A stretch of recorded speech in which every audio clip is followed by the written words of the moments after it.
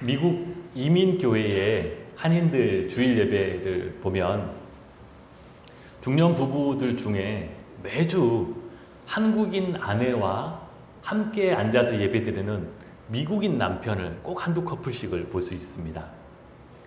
부인은 한국 사람인데 남편은 미국인인 것이죠. 그렇게 매주마다 와서 함께 앉아 예배를 드리는데, 그럼 문제는 그 남편 미국 사람이 한국말을 다 알아듣느냐? 전혀 알아듣지 못합니다. 앞에서 찬송을 하는 경우, 또 목사님이 말씀을 하는 그 모든 것들을 하나도 알아듣지 못하면서 자기 부인 같이 앉아서 예배를 드리지요. 아니, 아무것도 못 알아듣는데 예배 드리는 것이 괜찮냐고. 그렇게 한두 달도 아니고 1년, 2년, 심지어 5년, 10년 이상씩 계속 그렇게 예배를 드립니다. 물어보면 그 미국인 남편의 말이 자기 아내와 함께 이렇게 예배 드리는 것이 너무 좋다는 것입니다. 알아듣지도 못하면서 사람들 일어나면 같이 일어나고 앉으면 같이 앉고, 목사님 무슨 말 하는지도 모르면서 계속 쳐다보고 있다가 자기 부인 한번 쳐다보고 좋아하고 그리고 예배를 드리는 것이죠.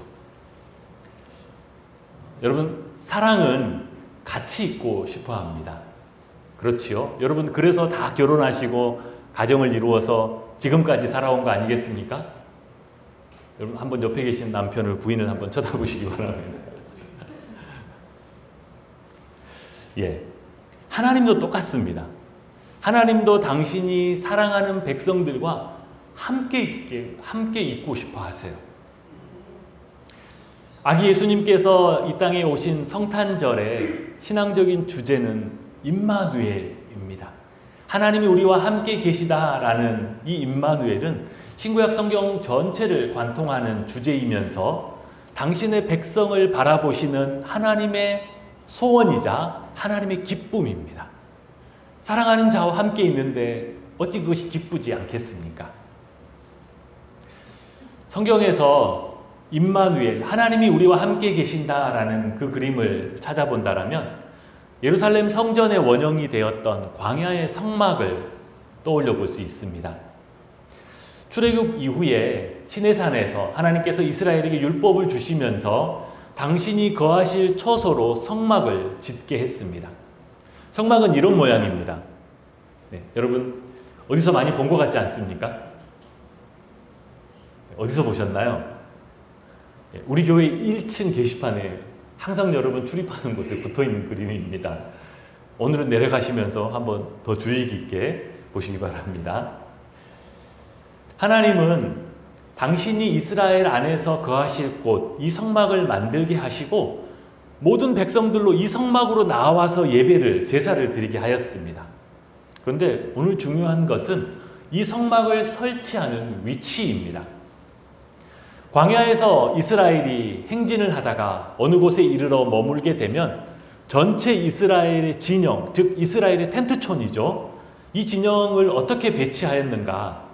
이 성막을 중심으로 동서남북 사면에 세 지파씩 이스라엘의 12지파의 자리를 잡게 했습니다. 그래서 광야에서 이스라엘이 머물고 있는 곳을 드론으로 영상을 찍어보면 이런 모양이 나옵니다. 광야의 이스라엘은 하나님의 거처인 성막이 그들의 진영 한가운데 있는 저 모습을 보면서 보아라, 여호와께서 우리 가운데 거하고 계신다 라는 것을 알 수 있었습니다. 이것은 그들의 믿음이자 그들의 눈으로 보는 상황이었죠. 구약에서는 저렇게 그들 가운데 설치되어 있는 성막을 통하여 하나님께서 그들 가운데 계시다라는 것을 보여주었다라면, 신약 성경에서는 예수님께서 육체를 입고 이 땅에 오심으로 하나님이 우리와 함께 계신다라는 이 임마누엘을 직접 보여주셨습니다. 예수께서 유다 베들레헴에서 나시던 때, 그때를 마태복음 선지자는 이사야의 글을 인용하여 이렇게 말했습니다. 보라, 처녀가 잉태하여 아들을 낳을 것이요 그 이름을 임마누엘이라 하리라 하셨으니 이를 번역한즉 하나님이 우리와 함께 계시다 함이라. 예수님의 별명, 예수님의 닉네임이 임마누엘이었습니다. 그 별명의 뜻은 하나님이 우리와 함께 계시다라는 의미예요. 그리고 지금 우리 신약 성도들을 향하여서 성경은 그렇게 이 세상에 오셔서 십자가에서 죽으시고 부활하신 예수님께서 이제는 우리 모든 믿는 자들 마음 속에 거하고 계신다라고 가르칩니다. 사도 바울은 갈라디아서 2장 20절에서 이것을 이렇게 고백했지요. 내가 그리스도와 함께 십자가에 못 박혀 죽었나니 그런즉 이제는 내가 사는 것이 아니요 오직 내 안에 그리스도께서 사시는 것이라. 나는 이미 예수님과 함께 십자가에 못 박혀 죽었습니다. 아니 그러면 지금 살아있는 당신은 뭐요? 내 안에는 그리스도께서 살고 계십니다. 그리스도가 내 삶의 주인 되어서 내 삶의 모든 것들을 다스리고 이끌고 계십니다. 라고 고백합니다. 예수님께서 우리 안에 살아 계신다라는 이 진리가 얼마나 중요한지 사도 바울은 로마서 8장에서 거듭 이렇게 이야기합니다. 만일 너희 속에 믿는 너희 속에 하나님의 영이 거하시면 너희가 육신에 있지 않고 영에 있나니 누구든지 그리스도의 영이 없으면 그리스도의 사람이 아니니라. 너희 모든 이들 마음속에 그리스도께서 그 영으로 성령으로 거하고 계신다라고 합니다. 하나님이 우리와 함께 계시다라는 이 임마누엘의 진리는 하나님이 지금 우리와 함께 계신다라는 의미입니다. 그러므로 주님은 2000년 전에 이 땅에 오셔서 십자가의 구원을 이루시고 떠나가셨고 나중에 미래 언젠가 다시 오실 것이라고 믿는 신앙은 임마누엘의 신앙이 아니지요.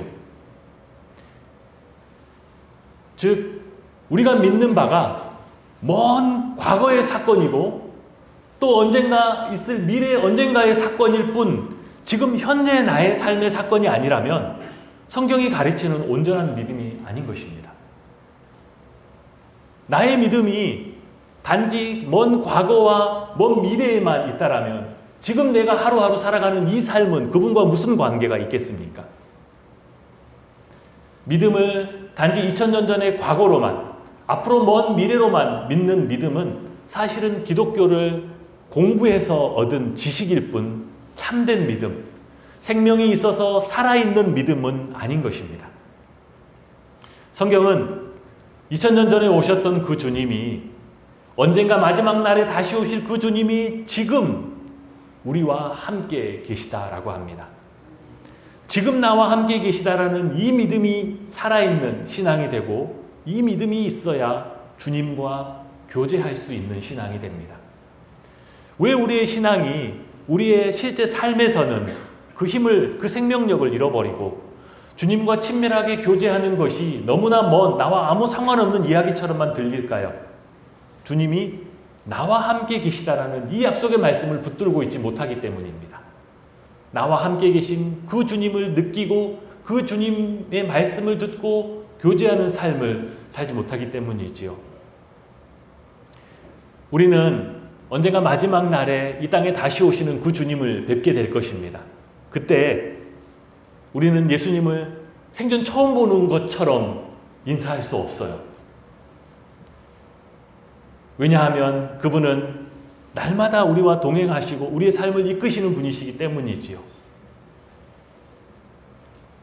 우리는 그때 주님, 내 마음속에서 성령으로 말씀하시고 나를 인도하시던 그 주님을 이제야 얼굴로 뵙습니다 라고 고백하게 될 것입니다. 그런데 만약 우리가 그때 주님을 처음 만나서 하는 말이 아이고 예수님 처음 뵙겠습니다.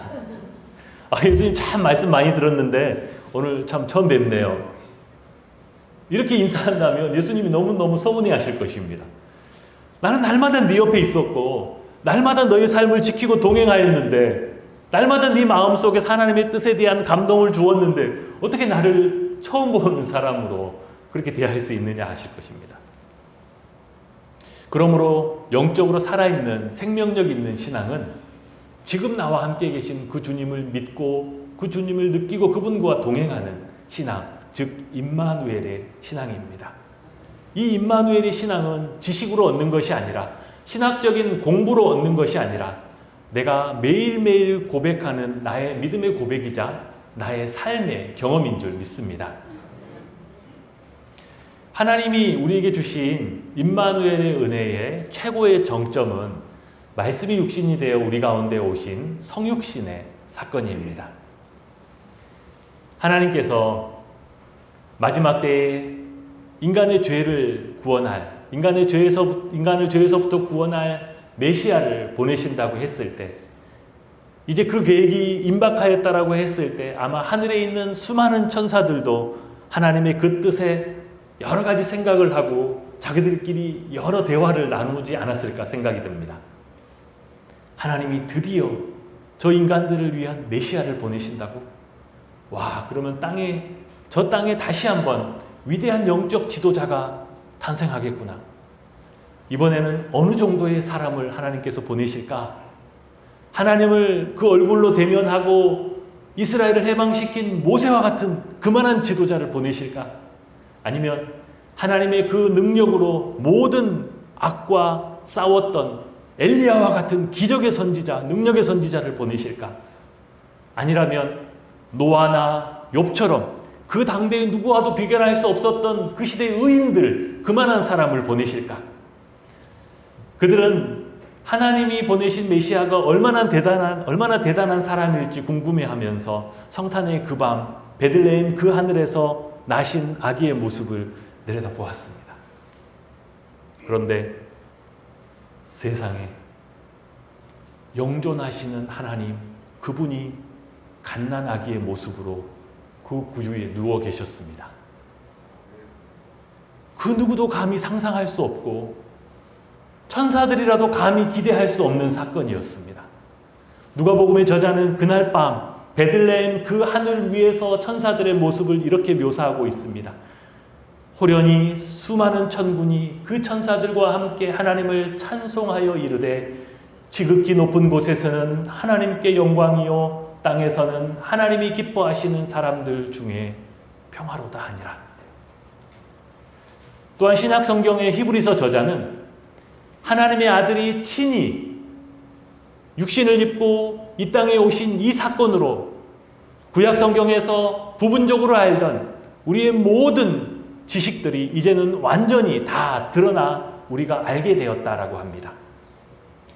히브리서 1장은 그래서 이렇게 시작하죠. 옛적의 선지자들을 통하여 여러 부분과 여러 모양으로 우리 조상들에게 말씀하신 하나님이 이 모든 마지막 날에는 그 아들 메시아 예수 그리스도를 통하여 우리에게 말씀하셨다라고 했습니다.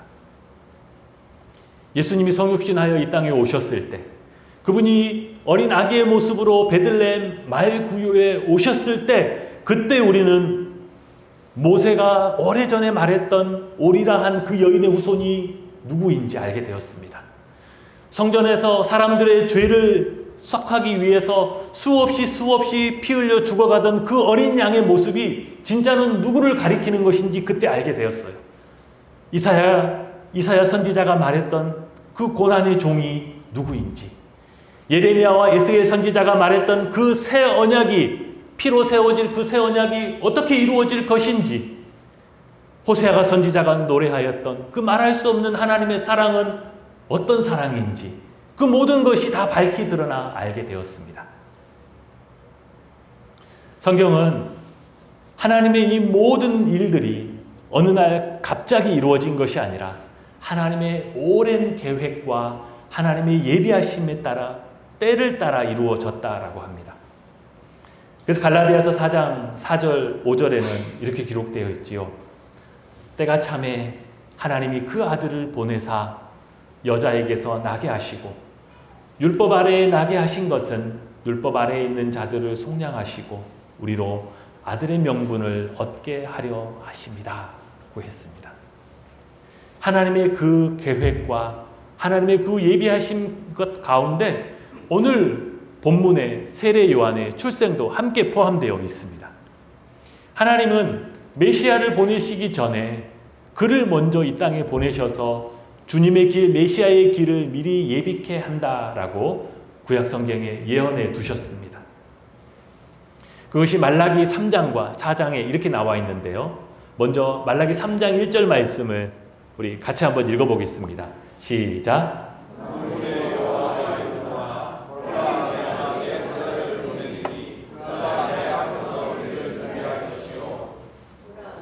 보라, 여호와의 크고 두려운 날이 이르기 전에 내가 선지자 엘리야를 너희에게 보내리니. 구약의 마지막 선지자였던 말라기 선지자는 메시아를 위하여 그 앞에 먼저 보낸 바 되고 그의 길을 준비할 선지자 엘리야와 같은 사람을 하나님이 먼저 보내신다는 것을 그는 예언했지요. 이 엘리야 선지자는 구약 시대 중에 가장 악이 범람했던 아합 왕의 시대에 하나님을 떠난 이스라엘을 어떻게든 하나님 앞으로 다시 되돌려 보려고 온 힘을 다했던 구약의 대표적인 선지자였습니다. 예수님은 말라기 선지자가 예언했던 그 사람, 엘리야의 심령과 능력으로 메시아 앞에 먼저 와서 그의 길을 예비한 사람은 바로 세례 요한이었다라고 직접 말씀하셨습니다. 그것이 마태복음 11장 13절 14절에 이렇게 기록되어 있는데요. 모든 선지자와 율법이 예언한 것은 세례 요한까지니 만일 너희가 즐겨받을진대 오리라 한 엘리야가 곧 이 사람 세례 요한이다 라고 하셨습니다. 누가복음의 기록에 따르면 세례 요한의 집과 예수님의 집은 서로 가깝게 왕래하던 친척이었습니다. 세례 요한은 예수님보다 6개월 먼저 나셨고 예수님이 공세계를 시작하기 전에 먼저 이스라엘 사람들에게 회개의 세례를 선포하고 그들에게 세례를 베풀므로 주님의 길을, 메시아의 길을 준비하였습니다. 오늘 우리가 함께 읽은 본문은 그의 출생을 알리는 가브리엘 천사의 메시지를 담고 있습니다. 네, 혹시 뒤에 저 히터를 좀 꺼주실 수 있겠습니까? 예, 감사합니다. 오늘 우리가 함께 읽은 본문은 이 세례 요한의 출생을 담고 있는데요. 세례 요한의 집안은 아비야 반열의 제사장 가문으로 그 아버지 사가랴도 비록 나이는 많았지만 아직 현직 제사장으로 섬기고 있었습니다. 사가랴에게는 자식이 없었고 그의 아내 엘리사벳도 자기도 이미 나이가 너무 많아 늙은 몸이었습니다. 어느 날 그가 순번에 따라서 성전에서 섬기고 있을 때 천사가 그에게 나타나서 그의 아내 엘리사벳이 아들을 낳을 것이다 라는 소식을 전해주었습니다. 그때 13절에 이렇게 기록되어 있죠. 천사가 그에게 이르되 사가랴여 무서워하지 말라. 너의 간구함이 들린지라. 내 아내 엘리사벳이 내게 아들을 낳아주리니 그 이름을 요한이라 하라. 천사는 그 아이의 이름을 요한이라고 정해주면서 그가 주 앞에서 큰 자가 될 것이고 포도주나 독한 술을 마시지 아니하며 모태로부터 그 어머니의 뱃속에서부터 성령이 충만한 사람이 될 것이라고 알려주었습니다. 그가 나면서부터 포도주와 독주를 가까이 하지 않는다는 것은 구약 성경이 말하는 나실인, 즉 하나님을 위하여 따로 구별된 사람이 될 것이라는 뜻입니다. 하나님의 일은 하나님의 사람을 통해서 이루어집니다. 하나님은 하나님의 일을 하늘의 천사와 하늘에서 내려오는 어떤 기적적인 사건으로 이루어 가는 것이 아니라 하나님 앞에 드려진 하나님의 성령으로 인도하심을 받는 그 사람을 통하여 하나님은 일하세요. 그러니 하나님께서 하나님의 사람을 준비하시면 이제 모든 준비가 다 된 것입니다. 왜냐하면 그 사람이 일하기 시작하면 하나님도 함께 일하시기 때문이지요. 하나님은 메시아의 탄생이라는 신구약 성경 전체에서 가장 중요한 일을 준비하고 계십니다. 그리고 그 일을 위하여 먼저 보낸 세례 요한, 그가 어떤 사람이었는지 그는 나면서부터 하나님 앞에 구별되어 드려진 사람이었고 하나님의 성령이 충만한 자였습니다. 바라기는 우리 개선문 교회 안에서도 이런 하나님의 사람들이 가득하기를 주님의 이름으로 축복합니다. 누가 하나님께 드려지고 누가 하나님 앞에 쓰임받은 사람이 될 것이냐? 주님, 제가 여기 있습니다. 다 이렇게 대답해야지. 주님, 제가 저기 있습니다. 이렇게 말하면 안 돼요. 주님, 저를 사용하여 주십시오가 아니라 주님, 죄를 사용하여 주십시오. 이러면 하나님의 뜻이 아니겠지요. 하나님의 일을 할 때에, 교회 일을 할 때에는 그 사람이 얼마나 많은 열심이 있느냐보다 더 중요한 것이 바로 이것입니다. 그가 하나님 앞에 드려진 사람인가? 그가 성령으로 인도함을 받는 그 영에 충만한 사람인가? 더러 어떤 교회에 가보면 아주 열심을 내서 교회 일을 하는 사람이 있습니다. 근데 그와 조금만 대화해보고 경험을 해보면 아, 이 사람이 아직 구원받은 사람이 아니구나. 아직 하나님께 드려진 사람, 하나님의 영으로 인도함을 받는 사람이 아니구나라는 것을 금방 느낄 수 있습니다. 이런 사람은 교회 일을 하면서도 여전히 속사람은 세상 사람입니다. 세상의 가치관과 경험을 그대로 가지고 와서 교회에서 일을 하고 있지요. 그래서 교회 안에서 무슨 문제가 생기면 성령의 인도하심을 구하고 기도하기보다 세상에서 쓰던 똑같은 방식을 가지고 와서 해결하려고 합니다. 필요하면 말싸움을 하고 누군가를 비난하기도 하고 어떻게든 자기가 원하는 뜻, 자기 말을 관철시키려고 애를 쓰지요. 하나님께 드려진 사람이 아니니 예수와 함께 십자가에 못 박혀 죽은 그런 신앙적인 경험도 없습니다. 그 옛 자아가 여전히 살아있죠. 그래서 옛사람이 갖고 있던 내 자존심, 심지어 내 열등감, 내 두려움, 내 교만도 다 살아있습니다. 성령이 충만하여 그 인도하심을 따라 그 성령의 감동 주심을 따라 하나님의 교회를 섬겨야 하는데 여전히 내 안에 있는 것을 주장하지요. 결국 이런 사람은 그 사람이 가졌던 그 열심의 크기만큼이나 큰 문제를 결국 교회에서 일으키는 그런 결과를 낳을 때가 많습니다.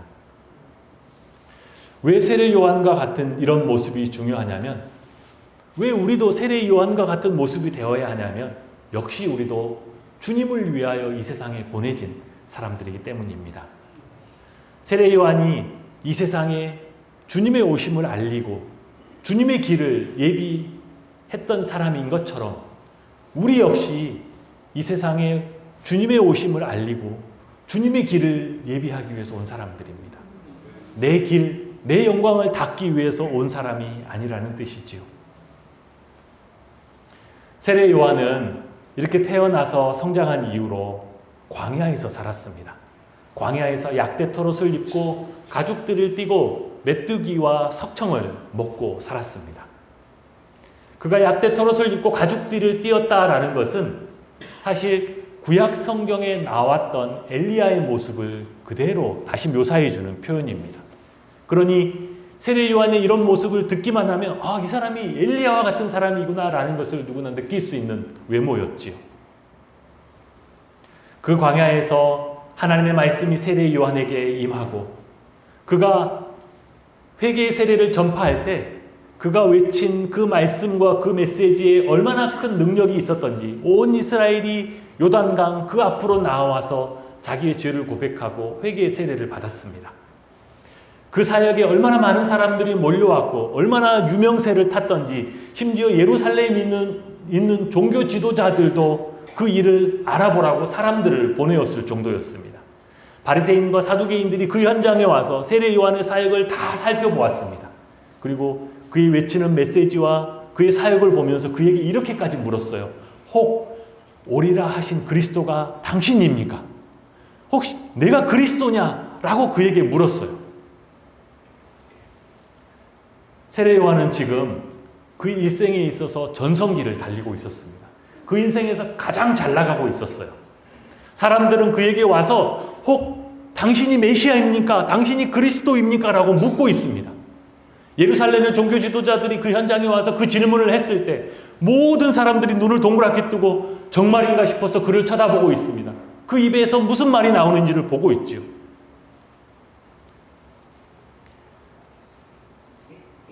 여러분, 세례 요한이 뭐라고 말할 수 있을까요? 한마디만 하면 돼요. 한마디만 하면 온 세상 사람들이 환호하고 그를 그리스도로 메시아로 섬기고 그를 왕 삼으려 할 것입니다.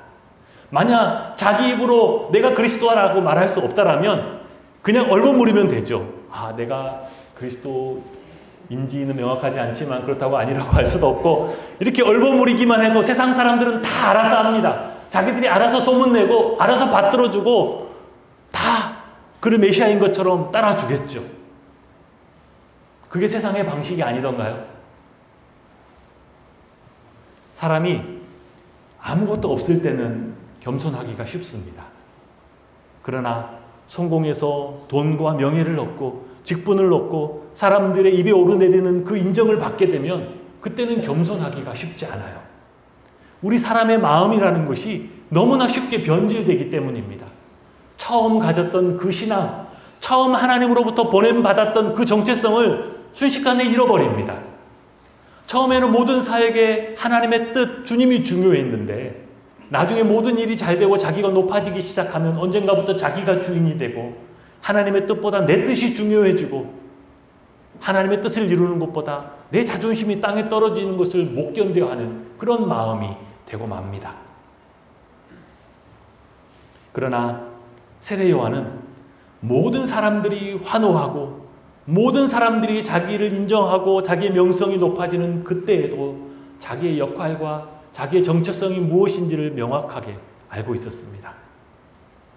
요한복음 1장 20절에서 요한은 이렇게 얘기합니다. 요한이 드러내어 말하고 숨기지 아니하니 드러내어 하는 말이 나는 그리스도가 아니라 그 입을 주목하고 있는 종교 지도자들과 수많은 사람들 앞에서 드러내어서 나는 그리스도가 아니라 라고 합니다.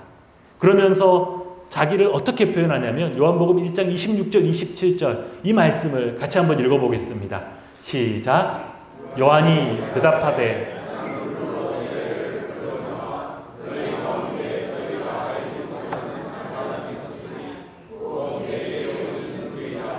나는 그의 신발끈을 풀기도 감당하지 못하겠노라 하더라. 아멘.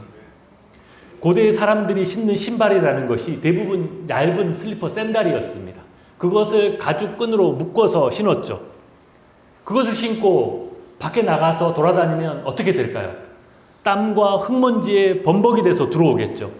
그 신발끈을 풀고 그 신발을 벗기고 그 주인의 발을 씻기는 종은 그 집안에 있는 종들 중에서도 가장 비천한 종이 하던 일이었습니다. 그런데 세례 요한은 지금 뭐라고 해요? 나는 그분에 비하면 그분의 신발끈을 푸는 것도 감당하지 못할 사람이다. 나는 가장 비천한 종에도 미치지 못하는 그런 사람일 뿐 그분 앞에서 나는 아무것도 아니다 라고 고백했습니다. 심지어 요한복음 3장 30절에 그는 그의 사역의 최정점에 이렇게까지 고백합니다. 그는 흥하여야 하겠고 나는 쇠하여야 하리라. 세례 요한은 자기는 쇠하여야 하리라 라는 그의 말처럼 예수님이 본격적으로 당신의 공생애를 시작하시고 얼마 지나지 않아서 헤롯 왕에게 붙들려 가서 목베임을 당해 죽음으로 역사의 뒤안길로 사라졌습니다. 그는 그렇게 하나님의 뜻대로 먼저 보냄받은 그의 사명을 위하여서 정말 불꽃처럼 살다간 하나님의 사람이었습니다. 하나님은 지금도 하나님의 사람을 통하여 일하십니다. 하나님의 교회는 그 어떤 것보다도 하나님의 사람을 통하여 세워집니다. 하나님께서 어떤 한 교회를 축복하실 때 가장 먼저 하는 일이 바로 하나님의 사람들을 세우는 것입니다. 한 사람 한 사람이 하나님 앞에 드려지고 하나님의 성령에 충만하여 그 성령으로 인도함을 받게 하는 일들이 이곳 저곳에서 일어나기 시작할 때 하나님의 일들이 그 사람들을 통하여 왕성하게 일어나는 것입니다. 주님의 성탄을 기다리는 이 12월 한 달을 보내면서 그는 흥하여야 하겠고 나는 쇠하여야 하리라는 이 세례 요한의 고백이 우리 모든 개성문교회 성도님들의 고백이 되시기를 주님의 이름으로 축복드립니다. 주님이 우리 각 사람을 사용하셔서 하나님의 일들을 이루시고 이 땅에 하나님의 영광으로 충만히 임하시게 하는 그 은혜를 우리 모두가 경험하게 될 줄 믿습니다. 함께 기도하겠습니다. 사랑의 아버지 하나님 감사합니다. 우리가 아직 하나님을 알지도 못하던 때에 하나님은 먼저 우리를 아시고 우리를 사랑하셔서 그 아들을 이 땅에 보내어 구원하여 주시니 감사합니다. 지금도 우리와 함께 계시는 이 하나님의 약속을 믿고 의지하며 오늘도 세례 요한처럼 이 세상에 보냄받은 하나님의 사람이요 교회를 세우는 일꾼으로 살아갈 수 있도록 은혜를 더하여 주옵소서. 우리 안에 역사하시는 성령의 능력을 따라 각자에게 주신 그 은사를 가지고 주님의 몸된 교회를 사랑하며 더 온전히 세우는 주의 백성들 되게 하여 주옵소서. 주님, 특별히 삶의 여러 고난 중에 지치고 상한 심령들을 주님 기억하여 주옵소서. 그 심령을 어루만져 위로하여 주시고, 특별히 질병과 싸우는 사랑하는 교우들을 주님 그 능력의 손으로 어루만져 치료하여 주옵소서. 고난 중에서도 믿음으로 인내하며 기도로 승리할 수 있도록 하늘의 지혜와 능력과 위로를 베풀어 주시옵소서. 이 모든 것을 예수님의 이름으로 기도합니다. 아멘.